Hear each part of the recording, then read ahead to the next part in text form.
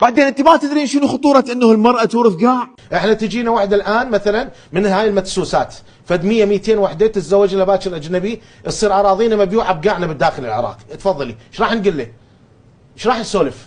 واضح واضح. فدوى الحلقه لا لا لا لا كذي التعاطف مالي، لا مو فدوى حلقه. افهم من كلامك يعني ايران طابه ما ادري ايش كم كيلو متر بالعمق العراقي وتقول هاي مالتي احتمال هاي زواجات وظلمناهم. تركيا والكويت شيخ هم طابين ترى بينا جول، هذا كونسبت جديد للاحتلال هذا. شلون فكرت بيها؟ الله على عقلك صفقه لعقل الشيخ والله. هاي شلون فايتتنا؟